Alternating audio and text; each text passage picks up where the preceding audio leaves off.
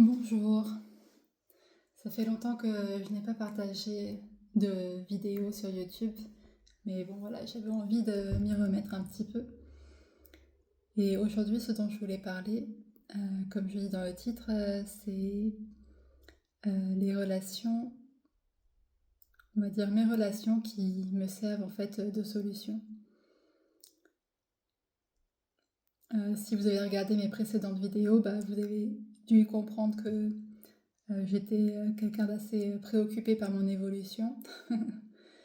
Et parce que j'ai pendant longtemps été très mal dans ma peau sans vraiment savoir pourquoi.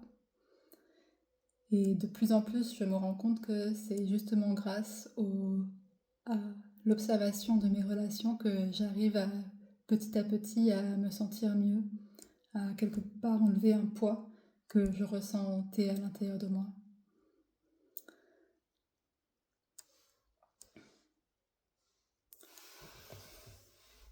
Et au quotidien, je me rendais pas vraiment compte de ce poids.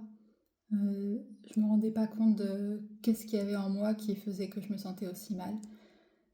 Et finalement, c'est grâce aux autres. Donc merci à toutes mes relations qui à chaque fois me permettent d'avancer petit à petit là-dessus.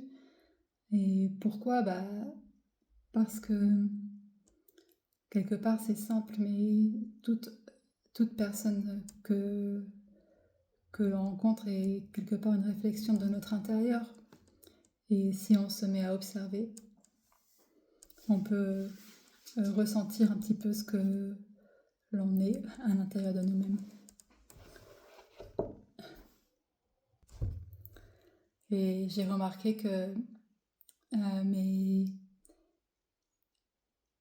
meilleures solutions se trouvent en fait dans mes relations les plus proches. Que ce soit des relations amoureuses, des relations de travail, des relations parentales ou enfants, frères, sœurs, etc. C'est finalement ces relations qui m'apportent le plus pour trouver les solutions en moi-même. Si je peux essayer d'être un peu plus concrète, par exemple, si un de mes proches, ou du moins si j'ai l'impression qu'un de mes proches me ment ou ne me respecte pas, en fait, le plus il va me mettre hors de moi-même et le plus je me rends compte qu'en fait il me renvoie à quelque chose que je fais à moi-même. C'est-à-dire que ma partie consciente fait à ma partie inconsciente, on va dire, à mon âme, à mon essence.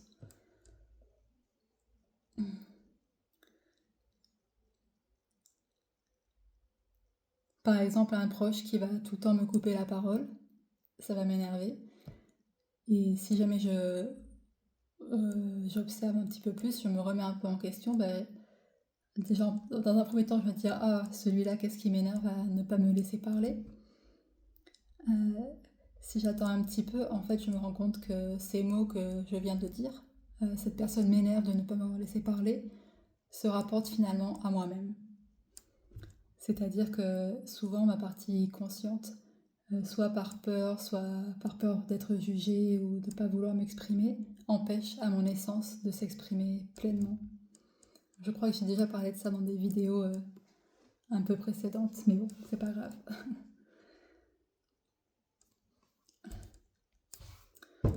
Et d'ailleurs, ça me fait penser à une phrase que j'ai entendue il n'y a pas très longtemps qui disait que finalement tous les mots, toutes les pensées qui sortent de nous-mêmes à l'encontre d'autres, finalement se rapportent à nous-mêmes. Parce que quelque part, on est tous connectés, on est tous un, et ce que l'on voit des autres, ce n'est qu'une impression. L'autre n'est pas vraiment comme ça. D'ailleurs, souvent, ce que nous, on juge chez quelqu'un, une autre personne ne va pas juger la même chose chez cette personne-là. Parce que la manière dont on le juge dépend finalement de ce que l'on a à l'intérieur de nous, de ce que l'on est à l'intérieur de nous.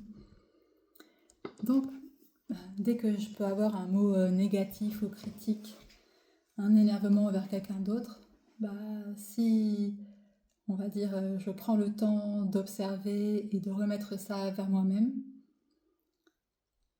ça me permet de ressentir encore une fois ce que ma partie consciente fait à mon essence.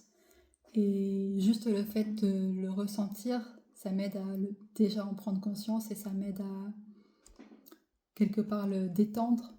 Et petit à petit, j'arrive à être de moins en moins critique avec moi-même et d'être de plus en plus légère, on va dire. Voilà, c'était le petit message du jour concernant mon évolution. Merci d'avoir écouté et peut-être, j'espère, à bientôt.